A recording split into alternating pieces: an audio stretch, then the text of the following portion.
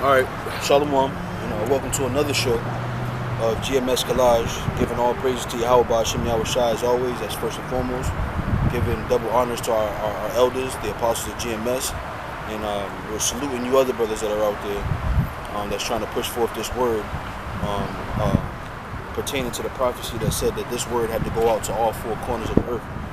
All right, so with that hallmark opening, we was just sitting here talking, and we're trying to think of another topic for another show to do, and I brought up the topic of scoffers and what's in their mind. So we couldn't think of like tons of scriptures to sew it together.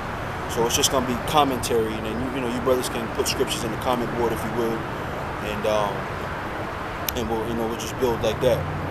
So one thing I always when you're driving in the car, you have these thoughts, right? And sometimes you get lost in them, and I was saying to myself,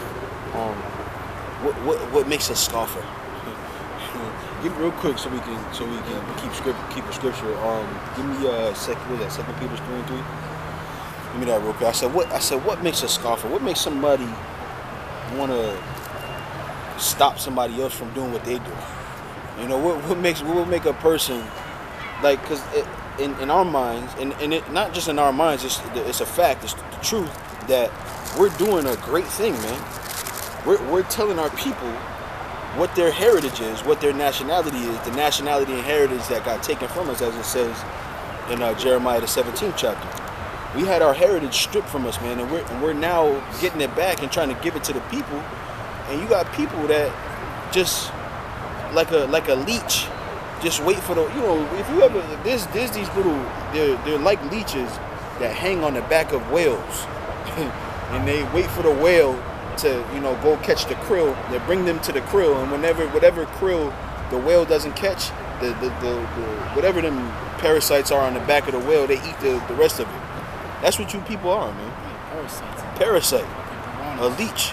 You wait for someone else to do all the work, and then you come in with your demolition, knocking shit over. You wait for the sandcastle to be built, and then you come knock it over. But what you don't understand is that it takes the more skill and more power. There's more power in being the builder than there is in being the man that knocks down what the builder has built. So let's read that real quick. Touch on that. What you were saying. What's that? It's more easier to. So we was talking here, and I said, what job is easier? Is it easier to be a builder, or is it easier to be a demolition man? It's easier to be a demolition man, because all the demolition man got to do is swing that big boulder and knock the building over. Right. Even when you're watching them home shows and stuff like that. The demolition part is the easiest part. You see them with the sledge. Right. Women can do that. Right. Take a sledgehammer, bang, knock the wall down. The drywall up, knock the cabinets down. Takes no skill. Yeah. But to be a builder, you gotta know how to do math. Mm-hmm. You gotta know how to. You gotta know what elements work well with each other. You gotta know how to use a hammer. You gotta know how to use nails. You gotta know how to use sheetrock. You gotta know how to use a screwdriver, a drill, put it together. Yep. You gotta know what area is the best to build in. Architect, you gotta be an architect. You know what I mean? Right. You gotta know a little, like you said, know something. You gotta know something. Right. You gotta have strength. You know what I mean? You gotta have.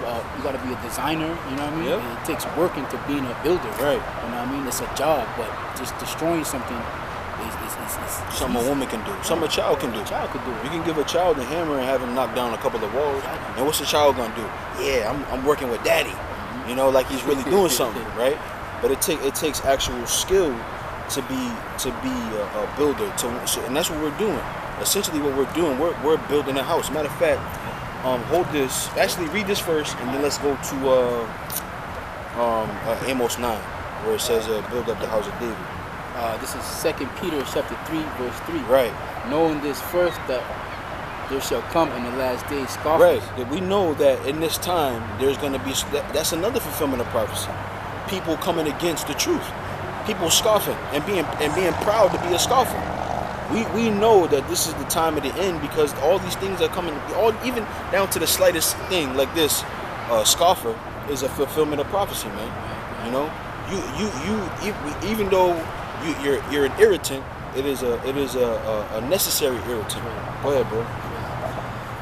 Scoffers walking after their own lust, saying, where the promises of his coming. Right. For since the fathers fell asleep, Right. all things continue as they were. Where's the promises of his coming? Oh, why aren't you teaching it this way? Why didn't y'all say this? Y'all could have touched on it this way, or oh, that's wrong. I had some dude. I was arguing with this dude on the internet one day, and we was talking about calendars and time and the end or something we was getting into, and I was like, well, you know, in ancient times, the calendar was the moon.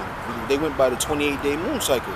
And all he typed back was wrong. No, we was arguing back and forth. I was like, tell me what you think is the proper time. Oh, that's what we was arguing about. Salaki, brother. We was arguing about Egypt and whether or not. I was like, I'm tired of you Africans. You fucking you all you people want to do is be African. I said, but the Africans believed, or the Egyptians believed, that there were 10-day weeks. And he was like, well, who's to say? You know, I'm obviously putting a voice on it. But this is how I hear it when I read these comments. Oh, who's to say that, you know, a 10-day week's not right? I said, well, in ancient times they went by a 7-day moon cycle. Wrong. And I was like, well, that's all you got to say is it's wrong. You waited for we was arguing back and forth. Oh, tell me what you think. Tell me what you think. And I was like, you know what? I don't want to give it to you because all you're gonna do is trash it. I'm not gonna give you this truth. Yo, you scared? What? You don't know? So I finally gave it to him. Wrong. And then he blocked me. Hey, you know what it is? It's no content niggas. Right. You'll have niggas that'll comment underneath your shit, and then you click on their name. Yeah. This channel has no content. You know what I mean? But that's indicative to these people. Right. That phrase is indicative of the spirit that's inside of you. It should say this spirit has no content. The scriptures call you reprobates, man. That's what you are. You're a reprobate. You're void of judgment. You know. Go ahead. Read some more of that, and then we'll go to. Okay. So it says, for since the fathers fell asleep, all things continue as they were from the beginning of the creation. That's the spirit there. Oh, you guys been saying that. You guys been saying about. What about the year 2000 prophecy? Y'all been saying America gonna be destroyed. That's the spirit that they have. You know. T-shirt boy. Right. Yeah, we had this guy. He's still there, but you notice you don't hear him anymore. It's the T-shirt man. He don't say much no more. You know, because you know what it is. Now he used to be across. So we're at Boston, in the downtown. The sidewalks are really wide. So he was on the other side of the sidewalk from where we were. And then after we had our little spat and our argument, whatever, and then he moved to our side of the sidewalk. He saw the countenance on us. He could feel the spirit. Now he don't say much. Now when we see him, me personally, I've stopped him. Hey, what's going on, man? How you doing? Hey, what's up, buddy? You know, because he see that this is not fun what we're doing. Not let me say it, because we do enjoy it, but what I mean is that we're not playing. Yeah. This ain't no joking matter that's going on, man. This ministry to us is life. You know how people say, what do you do for a living? Then I work for 3M or whatever. No, this is what we do for a living. This is what we do to sustain our lives. You know? Go ahead, bro. Oh, go to Amos for now. This is Amos, chapter 9. Was it 11 where it build up the breaches thereof? Something like that? Yeah. Chapter 9, verse 11. Yeah. And that day will I rise up the tabernacles of David that is fallen, and close up the breaches. Right, and we're doing that, man. By us coming out at camp, by us doing these sit down lessons, we're that is the Heavenly Father putting His hand to us to build up the breaches of the house of David, man. So that's that house that's being built. Like the analogy we used of a builder and a demolition man. We're building up the house of David. But each time in history, when you had times in history where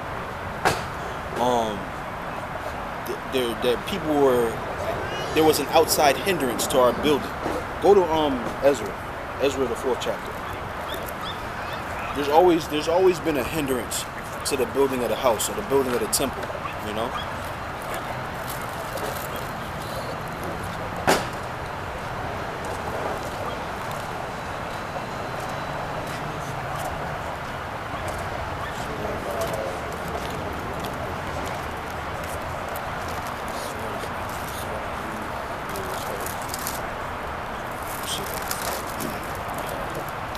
Ezra the 4th chapter. This is Ezra the 4th chapter. Start with the first verse. first verse.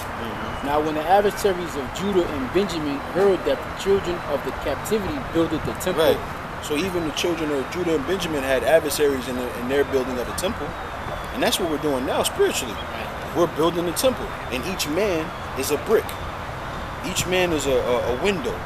Each man is a wall. Each man is a shingle. We're building the spiritual temple, man. Each man is a curtain. You know, if you go into, I believe it's Exodus, how specific the Heavenly Father was about them building the temple. He's using that same specificity with us, man. Each man, each camp is a part of that temple, man. Go ahead. Judah and Benjamin heard that the children of the captivity builded the temple unto the Lord power of Israel. Right. Then they came to Zerubbabel, to the chief of the fathers, and said unto them, let us build with you. Right. For we seek your power. Right. So you had a lot of these scoffers, right? A lot of these scoffers have been people that have been a part of this thing, right? So you got guys. I remember this one guy in particular, right? His name, someone's telling me not to say it, but I'm gonna say it anyway. His name was Glacier Dawn, and I'm sure that name's gonna ring a bell to some people that's been around for the last 8 years or so. His name was Glacier Dawn, and he was when Adama and I were going out to New York to hear the elders speak. He was there right with us, And as soon as somebody said something he didn't like, now it's all keep my name out your mouth. He was cussing the elders out and all that, So most of the scoffers that you see on the comment board are coward men who used to be a part of this thing, who heard something that they didn't like or heard something that their spirit couldn't wrap its fingers around. So now they want to be a part of the scoffers, Elder Gabar touched on it at camp. He was saying that the reason being because they were murmuring behind the backs, and now that they've been found out, now they go into this the secret channel. I'm gonna leave this comment. What about this? They can't help themselves, man. So go ahead. So let's see what happened when the people found out that they couldn't take part in the building. Let's see what they did. For we seek your power, as ye do. Right. And we do sacrifices unto him. Right. Since the days of Azarhaddagon, King Asaradon. Yep. So you had these people that that sought to build with us were of the other nation. Now these are talking about heathens, but in this time it's our own people that are taking on this same spirit. Go ahead, bro. King of Asher, Asaradon. I'm sorry, you read on. Yeah. Go ahead, bro. I'm sorry. Which brought us up hither. But Zerubbabel and Jeshua and the rest of the chief fathers of Israel said unto them, ye have nothing to do with us. Right, you have nothing to do with us. To build. So once their spirits found out, like, look, this ain't for you. This Israelite thing is not for you. This teaching the truth is not for you. Let's see what happened to them. Ye have nothing to do with us to build in a house unto our power.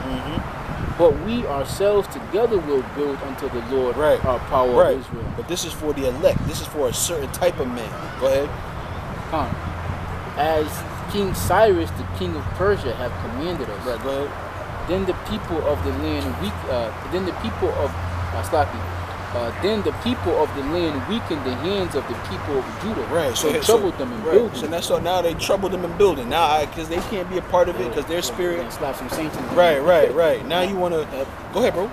Now in today's term, we're gonna flag your channel. Right. We're gonna leave a nasty comment. We're gonna unsubscribe. Because we're looking for people. Right.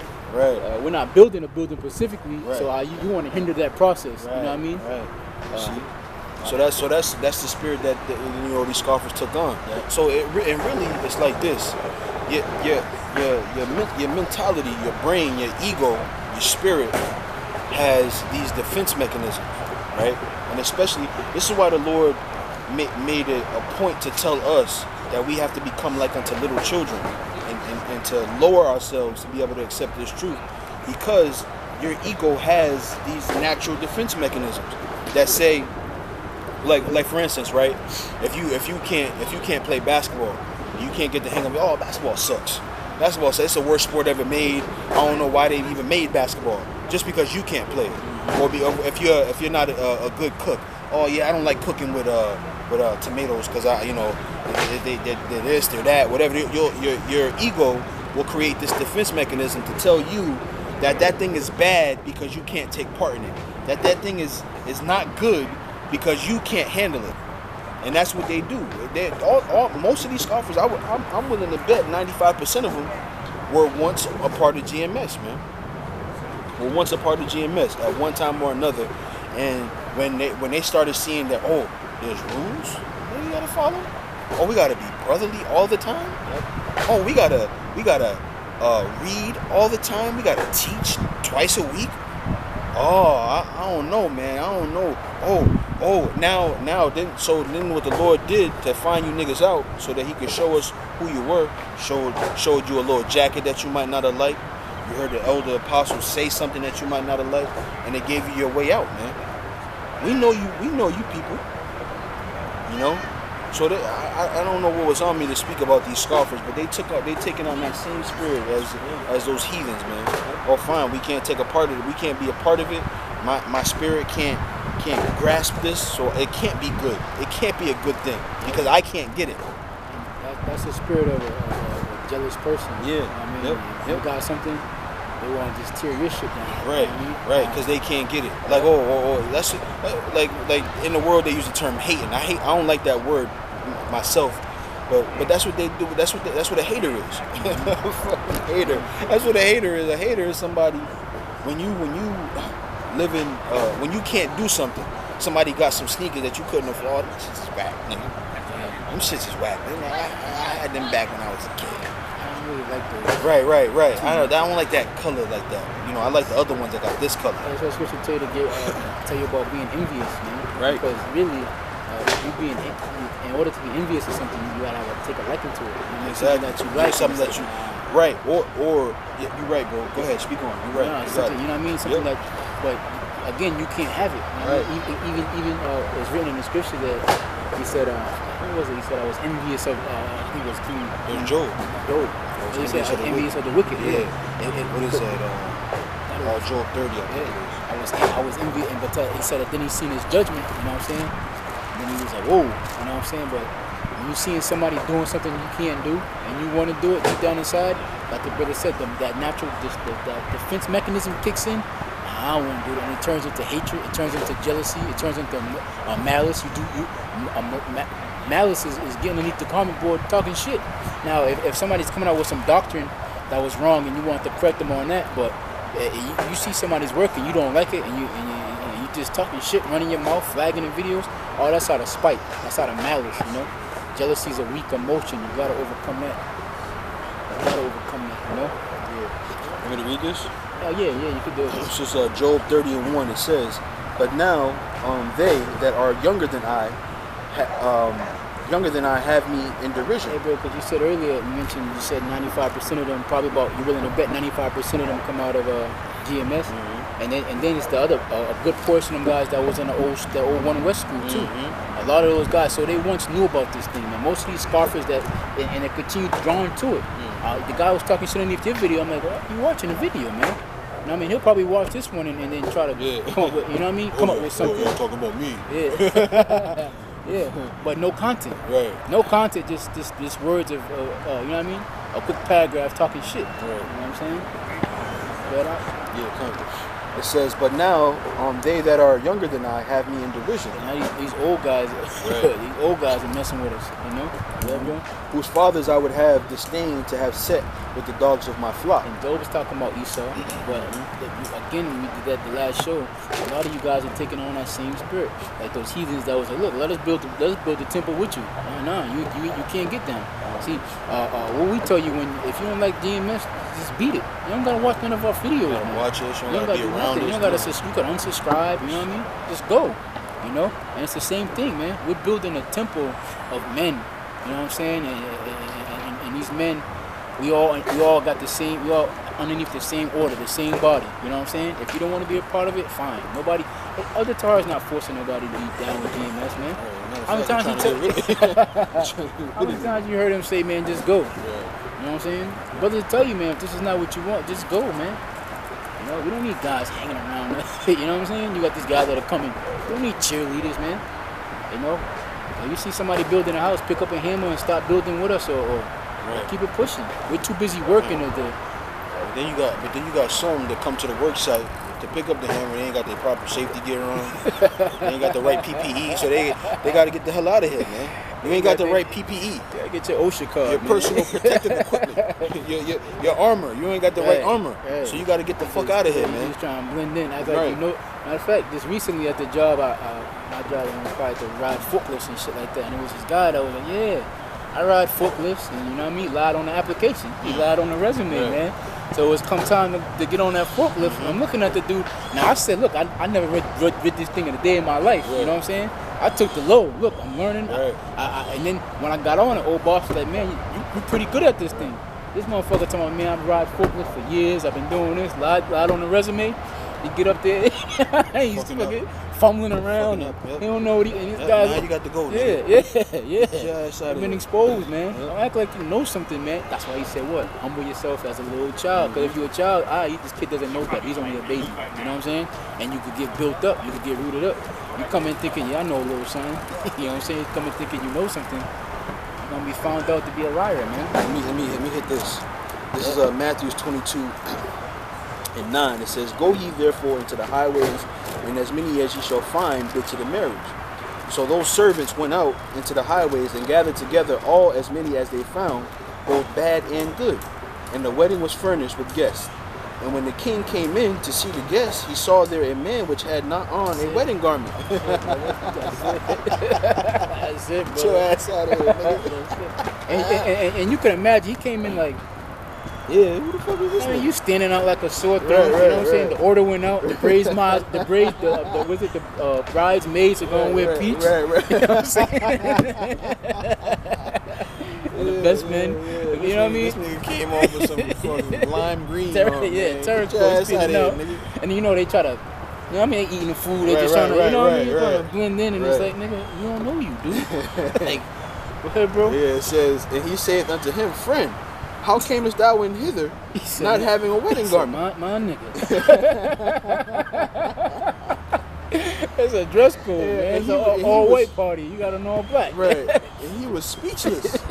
Then said the king to the servants, bind him and hand and foot, and take him away. Trespassing. And cast him to outer darkness. Yeah, you trespassing, man. You can't just crash nobody's shit.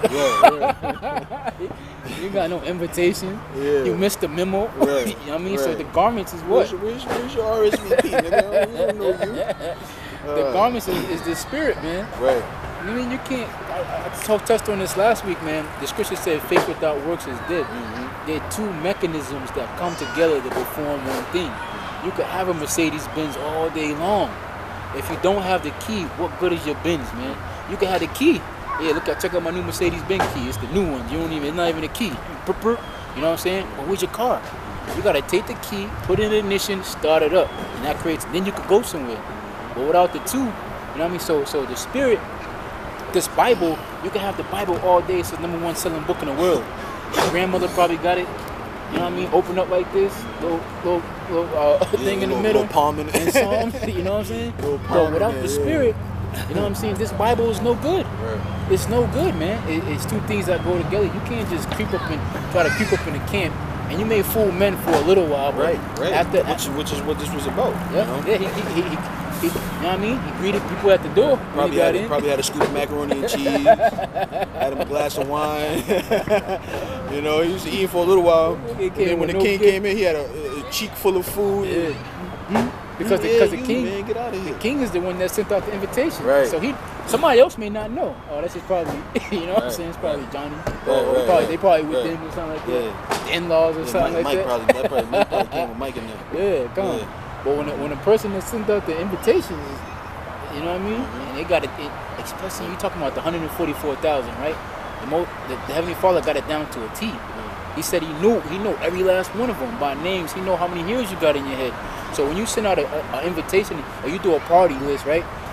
You may the hall may hold 50 guests, so you may order for just the amount of food for everybody, just the amount of drinks for everybody, so everything's down to a T. Right. You know who's there, who's not supposed to be there, and then now all of a sudden, this nigga done invited, this nigga invited Mook Mook, a Smoke Dog, and you know what I mean? Like, ain't no food for everybody to eat.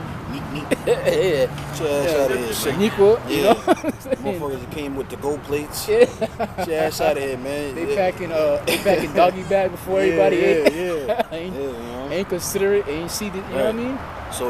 And those are those very people who now, you know, come on the comment board and got something to say, man. You know, you ain't been invited.